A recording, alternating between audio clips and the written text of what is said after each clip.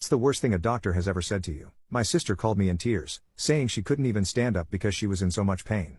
I absolutely boosted to her house, and find her vomiting in so much pain she could hardly move. Got her in the car, got to the hospital, and they moved her into Ed pretty damn quick as she was screaming in pain. My champion of a sister managed to answer their questions whilst dealing with the worst pain of her life. She did her best to comply with their exams etc. Eventually, a doctor comes in, and says they suspect she has an STD that is causing the pain.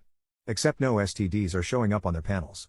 He tells us it's his best guess, tells us we can be on our way, and leaves the room. Cue my sister vomiting in excruciating pain every time she moved. We pressed the call bell and they asked what was up.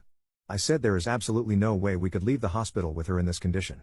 The nurse just scoffed at us, then left. We were left in Ed with my sister vomiting in pain, telling me she was going to die. Every call button press resulted in literally no one coming to see us. If they did, we got told there are bigger emergencies than you right now. She had at least 7 buckets of sick sitting on the shelf from how much pain she was in, and no one saw us for about 2 to 3 hours, not even exaggerating.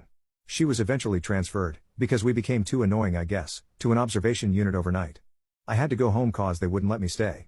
The next day, I got there, my sister was a effing shell of herself. She was literally gray and said the pain was still there, she just didn't have the energy to fight it anymore. I told her since she was in the hospital, at least she was safe, but she told me she legitimately thought she was going to die. A day later, she calls me, they finally did an ultrasound after 3 days, apparently NZ hospitals have no ultrasound technicians on for holiday periods? And told me her ovary was twisted around a ridiculous amount of times. She said they have to operate right effing now. She's lucky to be alive. The hospital wouldn't allow us to have any documentation about her operation or anything.